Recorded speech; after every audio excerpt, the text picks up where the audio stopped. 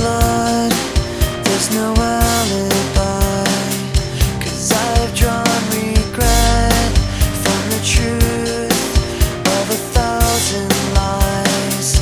So let mercy come and wash away what I've done. I'll face myself to cross out what I've become, erase myself and let go of what I've done. Put to rest what you thought of me while I clean this slate with the hands of uncertainty. So let mercy come. Selamat pagi, salam dan bahagia. Salam Guru Penggerak. Perkenalkan, nama saya adalah Sana Silada.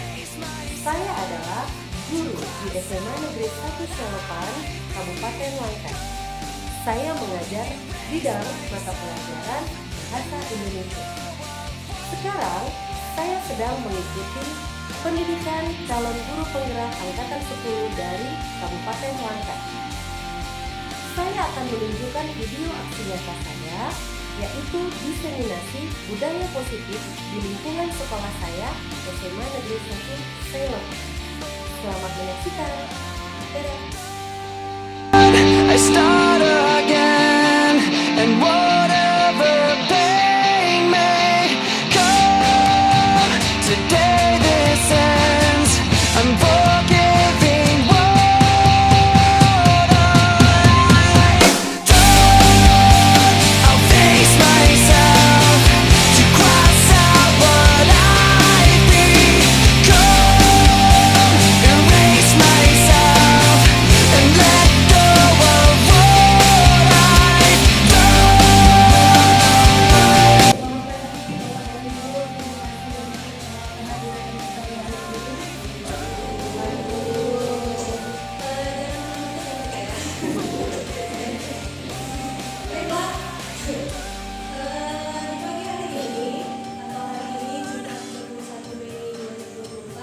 Saya akan mempresentasikan hasil pembelajaran saya di pendidikan guru penggerak. Jadi saya sekarang sudah masuk di modul 1.4 dengan judul budaya positif. Nah, budaya positif yang saya jalani pelaksanaan itu di SMA Negeri 1 Selopan. Baiklah, terima kasih Bapak dan Ibu. Sebelum kita memulai kegiatan ini, baiklah marilah kita berdoa untuk kegiatan kita masing-masing. Berdoa dulu. Selesai. Baik, saya lanjutkan. Ini adalah saya calon guru penggerak angkatan 10 di tahun 2024. Saya mengajar di SMA Negeri 1 Selopan. Ini adalah fasilitator saya, Ibu Denisa Lumangga Lubis. Beliau adalah kepala sekolah di Asahan. Selanjutnya ini adalah pengajar praktik saya, Ibu Nur Hazijah. Ibu Nur Hazijah ini adalah kepala SMA Negeri 1 Besihang. Terima kasih. Lanjut, sebelumnya saya mau berpantun dulu. Hujan tiba bunga menguntung, enak sambil makan ketupat. Izinkan saya ucapkan Assalamualaikum. Semoga presentasi ini bermanfaat. Karena kalau tinggal di Langkat tidak cukup dengan satu pantun. Ada satu lagi. Siang hari makan nasi pakai terasi, malam hari makannya pakai ikan teri. Karena sudah saatnya saya berpresentasi, mari mulai membalas buku. Terima kasih. Agak ke bawah. Nah, Bapak Ibu, apakah Bapak Ibu setuju dengan pernyataan berikut? Hukuman dapat mendisiplinkan siswa. Pemberian hukuman dengan hal positif seperti membaca dan membersihkan halaman sekolah dapat meningkatkan disiplin anak. Memberikan penghargaan dapat meningkatkan motivasi belajar anak. Yang pertama kita bahas Bapak Ibu. Hukuman dapat mendisiplinkan siswa, benar atau tidak? Jawabannya hanya benar atau tidak?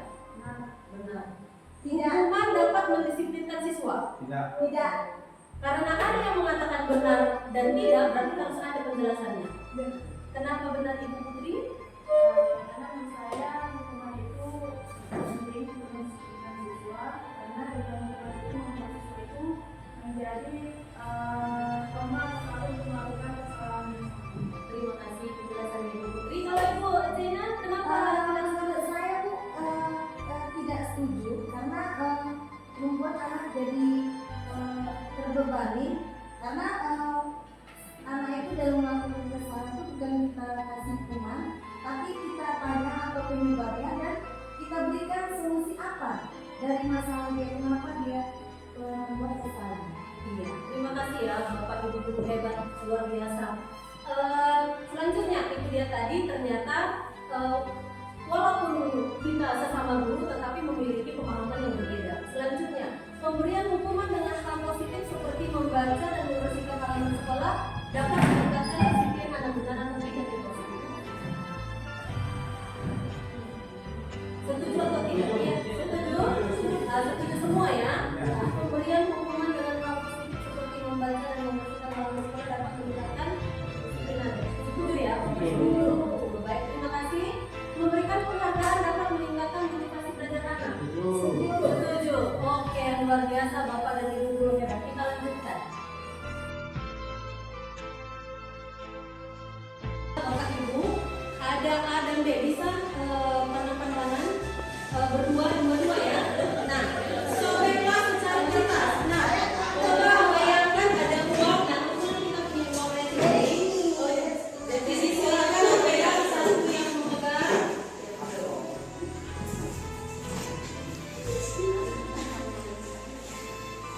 Lelang berarti dengan Bapak Thomas.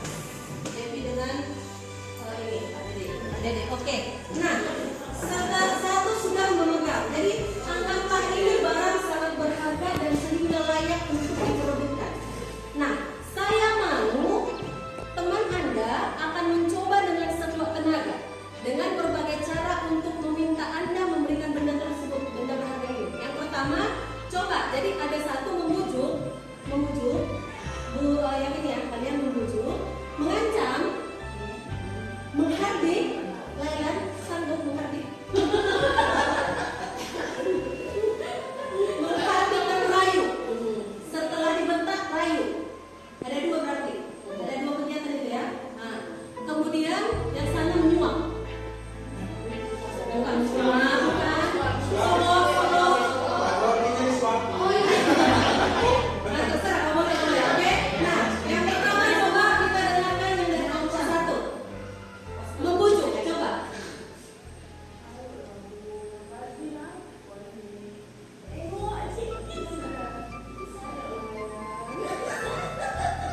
Stop, jangan sampai mengancam. Hanya membujuk. Berarti tidak berhasil ya Ibu? Nah, poin pertama tidak berhasil. Mengancam, silakan Ibu.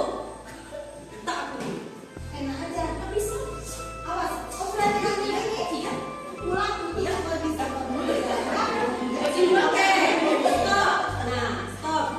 Ya, kita pahami ya, kita pahami yang tadi itu ya. Kemudian menghardik, membentak dan merayu. Coba. Siapa nih yang Siapa yang megang uang? Lailan?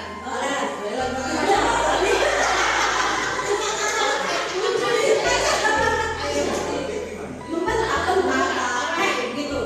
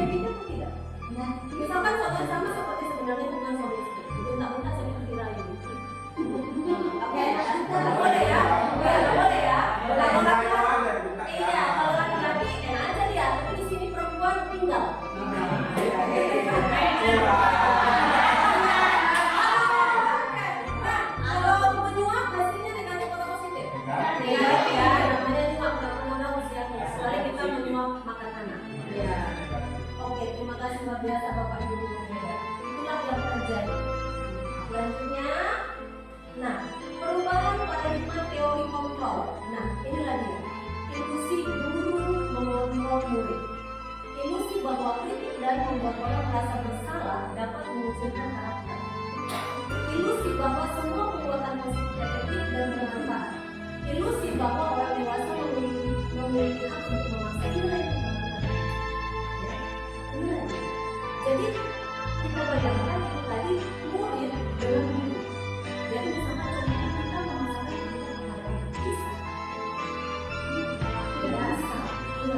Kita ancam anak bisa. Tidak bisa. Kita raih pun bisa. Tidak bisa juga. Karena kita tidak bisa mengontrol orang lain. Bisa mengontrol hanya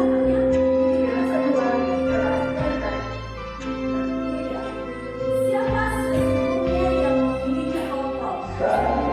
Ini saja stimulus respon dan stimulus. Orang sama kita mencoba mengubah orang agar berpandangan sama dengan kita. Ya kan? Kontrolnya kita harus berusaha memahami pandangan orang lain. Ya kan? Pembayangan kita, perilaku buruk dilihat sebagai suatu kesempatan. Kita dulu selalu melihat anak itu bermasalah hidup sama. Padahal mungkin kita tidak tahu ada tujuan buruk dalam hidup. Selanjutnya, orang lain bisa mengontrol saya. Nah, tidak bisa ya. Nah, hanya Anda yang bisa mengontrol diri Anda. Nah, itu yang saya katakan. Jadi orang tidak akan bisa mengontrol diri orang lain. Yang bisa mengontrol adalah diri kita sendiri. Hanya bagaimana batasan kita mengontrol diri yang lain. Nah, saya bisa mengontrol orang lain. Tidak. Ya, sama juga. Anda tidak bisa mengontrol orang lain. Pemaksaan ada pada saat bujukan gagal. Nah, berarti sebenarnya tadi bujuk dulu baru paksa. Nah, itu tadi ya Pak Tom sama Bu Lelan ya. Berarti bujuk dulu, bujuk baru kalau nggak mau baru paksa ya kan. Ngeri. Nah, kolaborasi dan konsensus menciptakan pilihan-pilihan baru. Ya benar, dengan berkolaborasi banyak pilihan yang bisa kita lakukan. Model berpikir menang kalah, itu tadi dia. Kalau bukan kau yang menang, aku yang menang. Kalau karena kau yang kalah, aku yang kalah. Nah itu dia, kalau stimulus kita. Pembayangan kita ya kan, kalau kau yang jatuh, aku yang jatuh. Nah itulah dia. Karena sebenarnya kalau tidak dikontrol atau pilihan kita itu kalau bisa sama-sama menang. Win-win. Oke. Selanjutnya, merdeka menurut Ki Hajar Dewantara. Merdeka itu artinya tidak hanya terlepas dari perintah, akan tetapi juga cakap membuat perintah diri sendiri. Jadi sama kembali tadi mengontrol diri sendiri. Kita yang memerintah diri kita sendiri. Lanjut, apa itu budaya positif? Apa itu budaya positif? Budaya positif di sekolah yang berpihak kepada murid diyakini dapat melahirkan generasi penerus bangsa yang unggul dan berakhlak mulia sesuai profil pelajar Pancasila.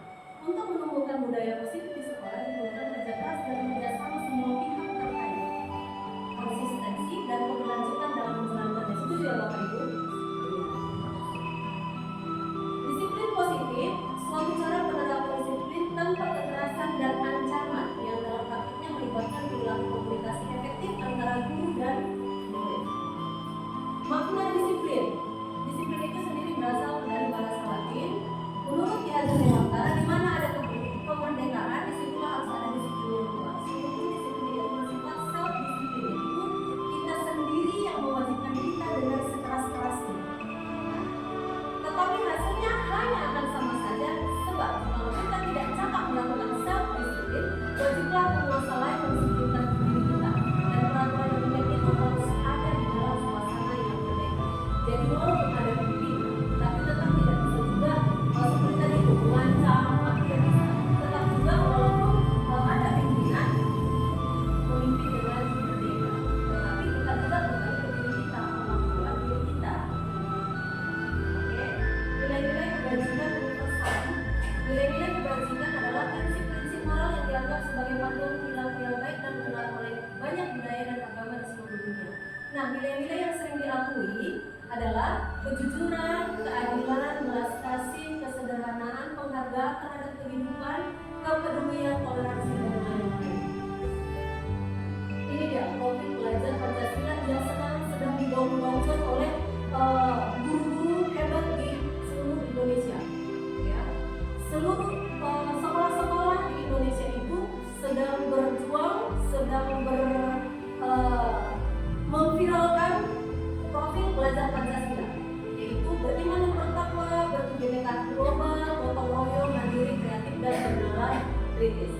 Saya rasa semua pendukung hebat yang ada di ruangan ini pasti sudah tahu apa sih ini semuanya, karena sebenarnya sudah kurang lebih 2 tahun kita melaksanakannya. Oke, baiklah. Teori motivasi perilaku. Jadi ada 3 motivasi perilaku anak di sekolah, ya, dalam pembelajaran. Ada 2 motivasi dari luar, ada yang dari dalam.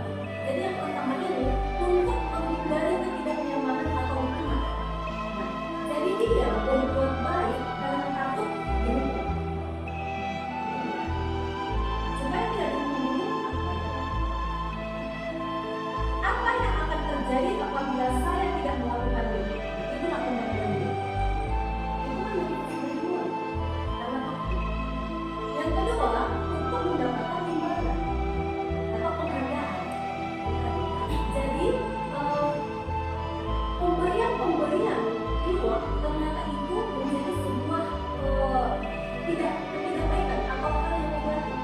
Ya, kenapa? Jadi ketika tidak ada imbalan, apa yang terjadi Bapak Ibu?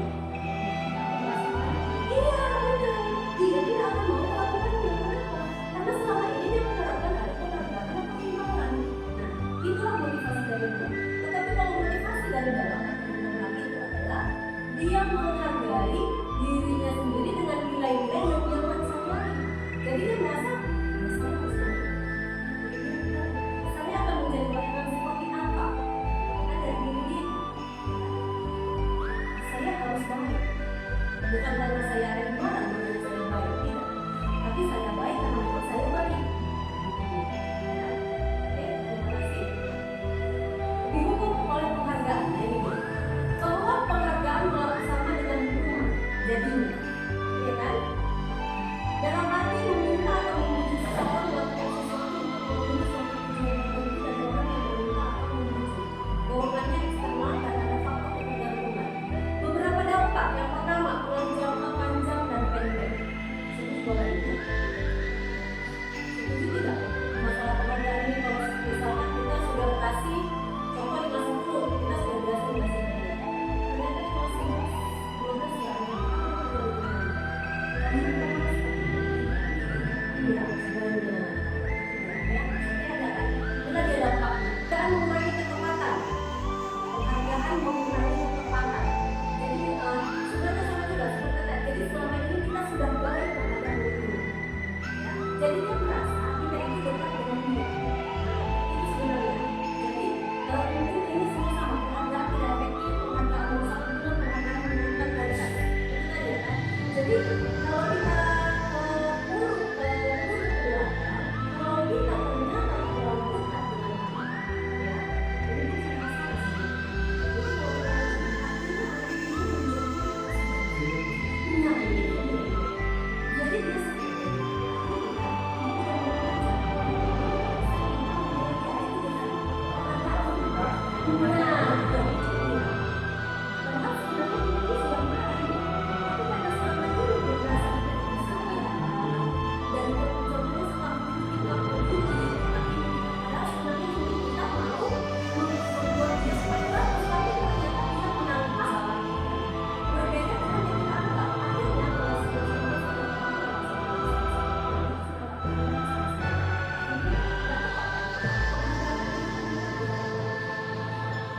anak tadi menilai penghargaan kita itu salah.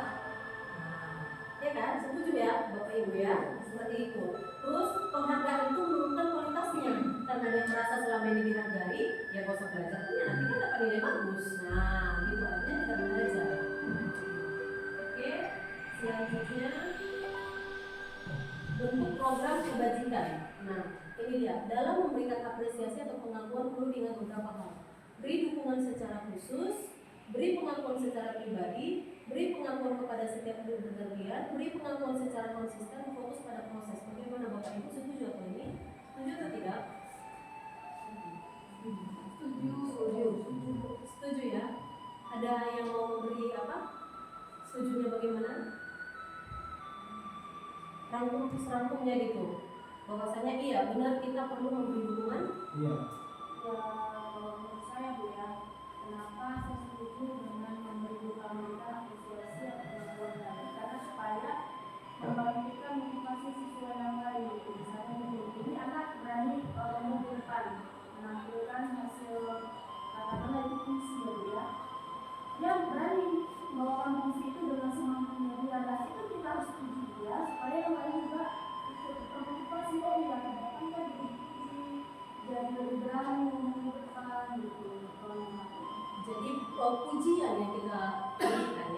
pujian, bukan memberikan dukungan yang langsung. iya, bukan dalam bentuk seperti tadi penghargaan, kasih benda atau perhatian yang bukan ya ibu ya. Jadi pujian seperti kata-kata semangat seperti itu ya. Jadi memberikan percaya dirinya. motivasi juga ya ibu ya, iya luar biasa. Dan itu harus kepada semua. Iya, iya benar-benar. Beri pengakuan kepada setiap murid ya Pak, Artinya benar-benar. apabila dilakukan begitu yang positif harus kita puji. Iya, jadi tidak ada anak itu merasa Dia dirikan. iya betul sekali. Itulah yang selama ini sebenarnya jangan kita lakukan. Jadi kita selalu merasa kalau dia pintar dia aja. Iya. Nah, kita selalu memberikan kesempatan kepada yang pintar. Sementara mungkin kita tidak tahu orang yang pintar itu sebenarnya karena dia tidak percaya diri. Iya. Ah. Kita dukung ini. Betul Kita sekali. menunjukkan kualitas dia akhirnya. Iya benar Bapak, luar biasa Bapak Thomas. Nah, terus konsisten ya kita memberikan pujian tadi. Jangan nanti ini bulan ini kita kasih pujian, nanti ketika dia sebenarnya pun dia pun pasti pengen juga. Bisa jadi itu menjadi membuat dia semakin percaya diri. Iya, iya luar biasa. Oke, kita lanjutkan. Contoh pengakuan, apresiasi. Nah seperti inilah dia. Kemarin saya perhatikan kamu. Rasa empatimu besar sekali. Situasinya pada saat membangun murid baru di kelas kita. Menurut Bapak Ibu bagaimana? Setujukah dengan sambungan kalimat ini? Situasinya seperti itu kan seharusnya. Karena kan dia nolong orang Bu, Iya. tadi artinya supaya dia itu berarti kan dia menolong orang itu tanpa mengharapkan adanya imbalan. Karena memiliki empati. Nah, berarti sesuai ya nilai kebajikannya ya Bapak Ibu. Terus yang kedua,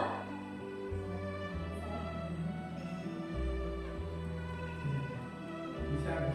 bisa ya nilai kebajikannya masuk ya dengan situasinya. Yang ketiga juga. Iya, terima kasih. Iya, nah itu. Oke, terima kasih. Seperti itulah dia kira-kira situasinya. Nah, mengapa tidak peraturan saja? Kenapa harus keyakinan kelas? Coba diperhatikan Bapak Ibu. Mengapa kita memiliki peraturan harus menggunakan helm bila mengendarai kendaraan roda dua? Kenapa bukan keyakinan? Kenapa kami? Ya, kan kita bilang itu peraturan. Pakai helm itu peraturan ya, bukan keyakinan. Ya. Harusnya ada keyakinan di Ada situ. keyakinan itu Keselamatan kan di Baru dia selamatkan dirinya. Iya. Dari diri kan? Dari diri. Tapi kan itu Tapi tidak yakin itu. Sehingga ya kalau ke arah polisi agak pakai helm. Nah, itu dia. Tapi peraturan itu pun selalu dilanggar. Nah, keyakinan. Karena keyakinan nggak pakai helm nggak apa-apa nih, udah Ya, kita bilang. sejarah. Polisi. Nah, sama seperti kita di zaman COVID. Mengapa kita memilih peraturan 3M? Menggunakan masker, mencuci tangan, dan menjaga jarak. Kita takut kepada siapa sebenarnya? Peraturan atau keyakinan kita? Keyakinan. Peraturan kan? Nah, iya kan? Makanya padahal sebenarnya alangkah baiknya ketika itu adalah keyakinan. Ya kan kita yakin abstrak memang sebenarnya. Keyakinan ini kan abstrak. Kenapa ya? Nah, iya itu luar biasa itu. Terima kasih Ibu, kita lanjutkan. Oke, nah perbedaan hukuman dan konsekuensi silakan Bapak Ibu baca. Yang mana hukuman, yang mana konsekuensi? Yang kenapa mantap kita? Yang kenapa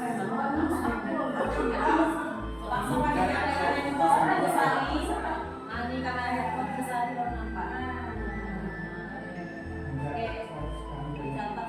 Mencatat 100 kali di dalam buku kalimat saya tidak akan terlambat lagi dan menambahkan sekolah. Itu kan konsekuensi. Masih hukuman. Yang lain?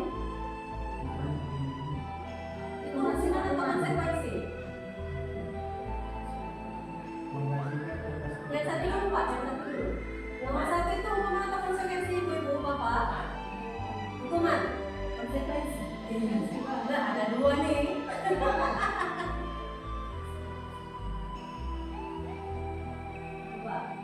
kalau nggak sekalian aja semua, tapi dijawab ya bapak ibu. Nomor 2 hukuman. Coba dijawab, ayo. Nomor 4 konsekuensi. Nomor 5 konsekuensi. Ya, ada kalau sudah dapat jawabannya silakan dijawab dan jelaskan.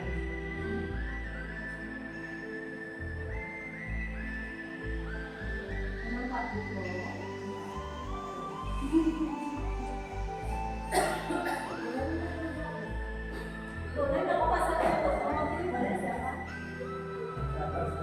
Lari mengelilingi lapangan basket 2 kali karena tidak hadir di sekolah.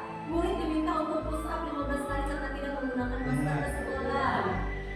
Menggantikan kertas tugas teman yang telah dicoret-coret. Membersihkan tumpahan air di meja tulis karena tersenggol pada saat belajar. Murid disuruh untuk mengenakan sepatu sehari di sekolah karena tidak menggunakan sepatu. Lari mengelilingi lapangan basket 2 kali karena terlambat 10 menit untuk pelajaran meja obat. Ini ada bunyi tuh. Nah, ini mana? Berarti yang nomor 1 mencatat 100 kali itu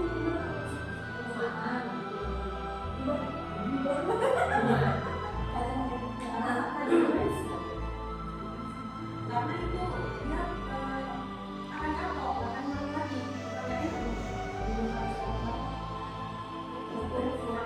konsentrasi itu cari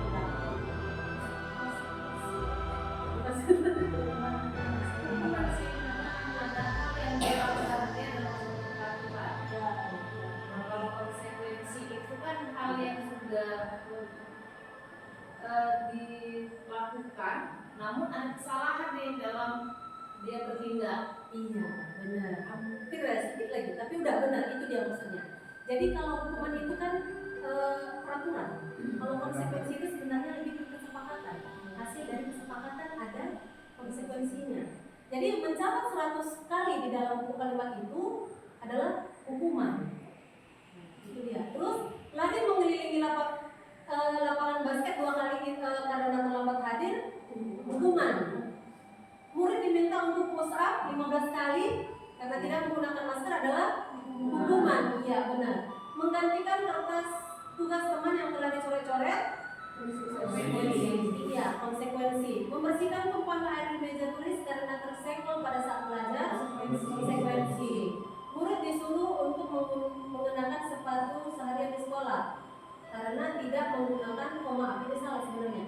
Murid tidak memakai sepatu di sekolah seharian. Dia disuruh buka sepatu karena tidak memakai sepatu warna hitam. Jadi dia melanggar. Iya, hukuman benar. Lari mengelilingi lapangan basket 2 kali karena terlambat. Bapak PJ apa? Hukuman. Sama. Bapak juga sama. Iya, benar. Nah, itulah dia. Ada hukuman dan ada konsekuensi. Oke, kita lanjutkan. Apa sih itu?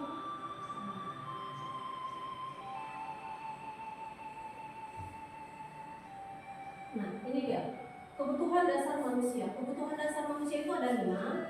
Kebutuhan untuk bertahan hidup, cinta dan kasih sayang, kebebasan, kesenangan, dan kekuasaan. Inilah dia 5 kebutuhan dasar manusia. Selanjutnya, pengertian restitusi. Nah, kita masuk kemari. Restitusi itu adalah proses menciptakan kondisi bagi murid untuk memperbaiki kesalahan mereka sehingga mereka bisa kembali pada kelompok mereka dengan karakter yang lebih kuat. Ini kata ahli dosen pada tahun 2004. Restitusi membantu murid menjadi lebih memiliki tujuan, disiplin positif dan memulihkan dirinya setelah berbuat salah. Restitusi bukan untuk menebus kesalahan, namun untuk belajar dari kesalahan. Ini restitusi ya. Nah, ciri-cirinya adalah ini. Bukan untuk menebus kesalahan, namun untuk belajar dari kesalahan. Memperbaiki hubungan, tawaran, bukan paksaan. Restitusi menuntut untuk melihat ke dalam diri, mencari kebutuhan dasar yang mendasari tindakan. Restitusi diri adalah cara yang paling baik. Restitusi fokus pada karakter, bukan tindakan. Restitusi fokus pada solusi. Restitusi menguatkan dan restitusi mengembalikan murid yang berbuat salah kepada kelompoknya tanpa merasa bersalah. Oke, nah ini dia. Inilah dia 3 langkah restitusi. Yang pertama itu adalah menstabilkan identitas. Jadi yang pertama itu dilakukan adalah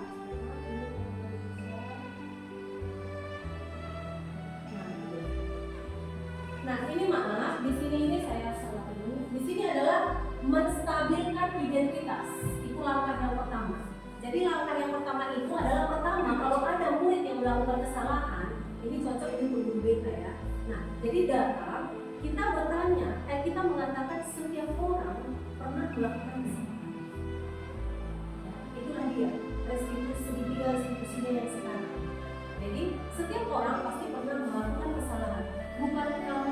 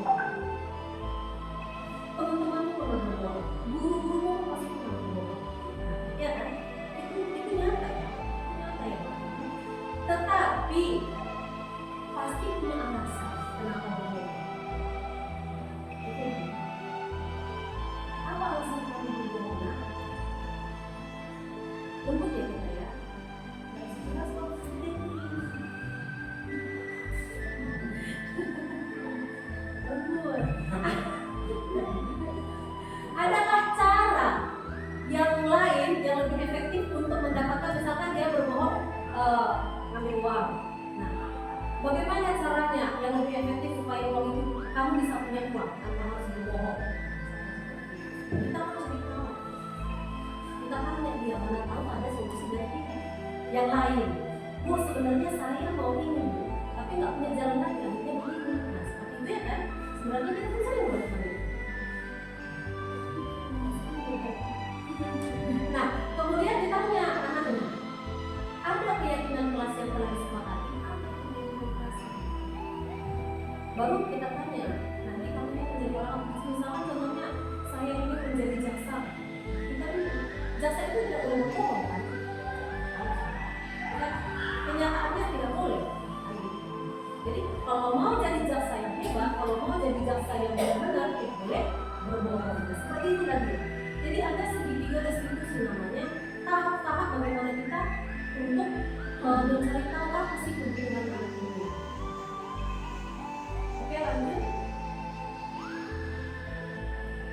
Nah, itu. Inilah kita ada di 5 posisi kontrol ini. Masih semangat kan Bapak Ibu? Nah, minum Bapak Ibu, makan juga boleh, nggak apa-apa. Inilah 5 posisi kontrol guru sekarang. Jadi dari yang 5 ini, dari kata singkat ini aja, menurut Bapak Ibu, di mana kita yang paling lekat? Semua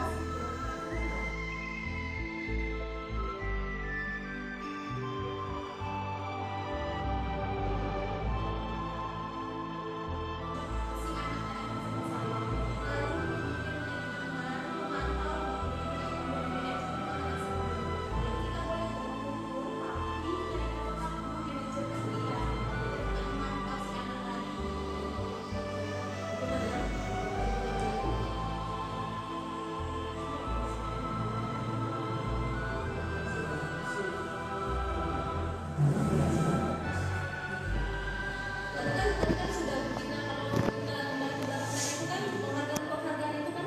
Nah, Artinya kenapa saya bilang teman?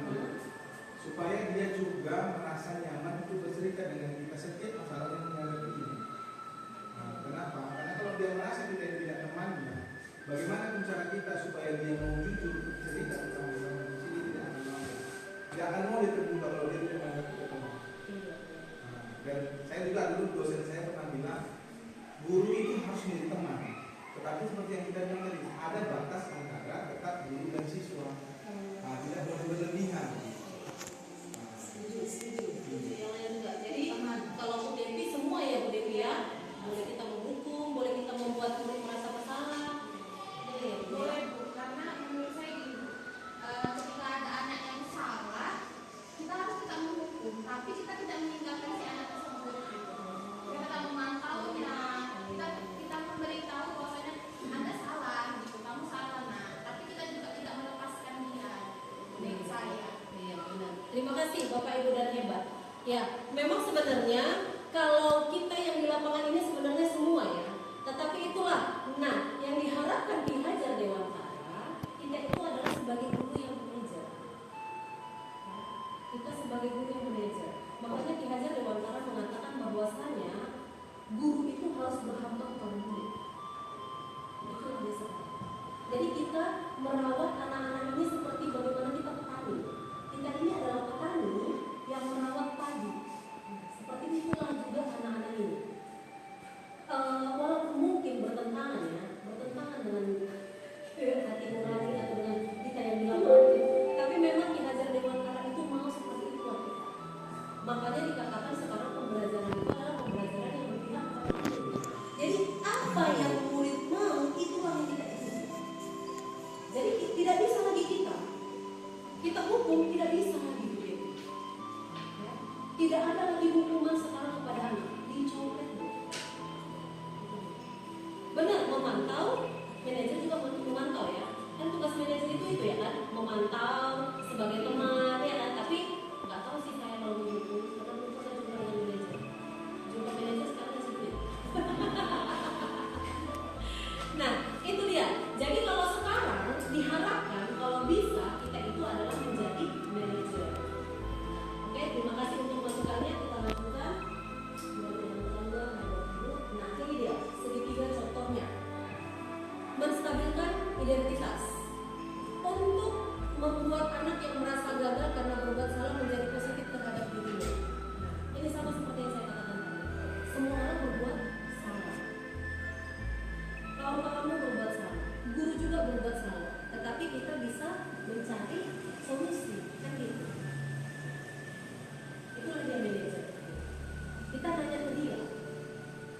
bagaimana?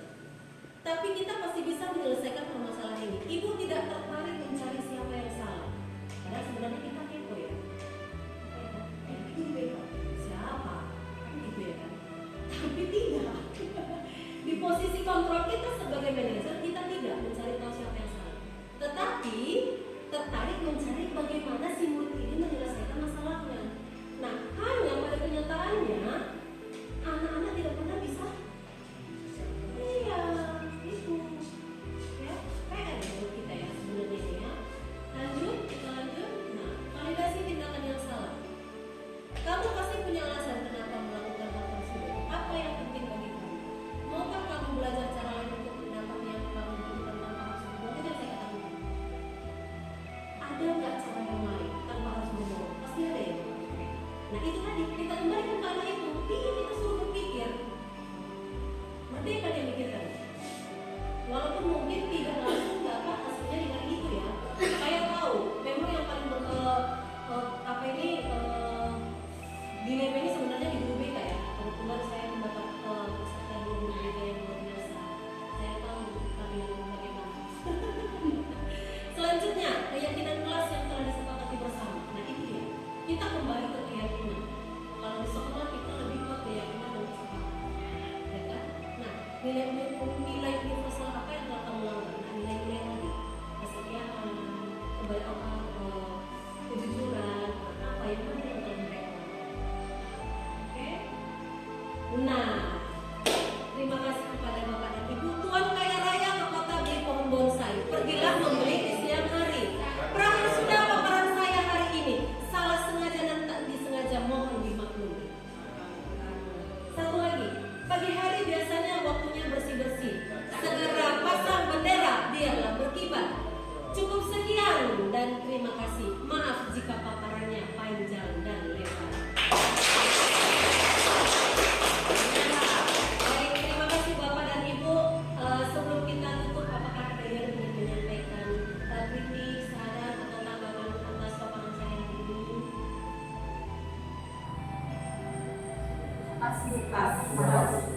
Bagus, menarik. Tinggal bagaimana nanti kita mempraktekannya di Iya. itu aja sih. Iya. Baiklah, terima kasih Bapak dan Ibu.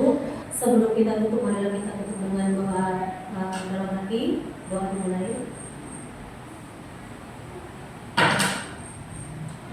Selesai.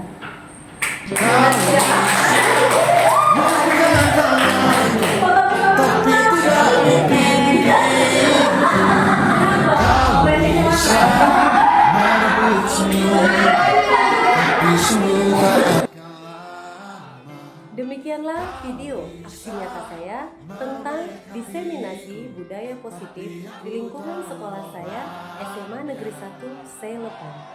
Semoga video saya ini dapat menginspirasi semua teman-teman di mana saja berada. Akhir kata, semoga tergerak, lekas bergerak, mari menggerakkan. Salam guru penggerak. Selamat pagi. Kau bisa memegang tanganku, tapi tidak mimpi-mimpiku. Kau bisa merebut senyumku, tapi sungguh tak akan lama. Kau bisa merobek hatiku, tapi aku tahu obatnya. Manusia kuat, itu kita. Jiwa-jiwa yang kuat, itu kita. Bersama sekuat, itu kita. Jiwa-jiwa yang kuat, itu kita. Kau bisa hitamkan putihku, kau takkan gelapkan apapun. Kau bisa runtuhkan jalanku, kan ku temukan jalan yang lain. Bersama-sama itu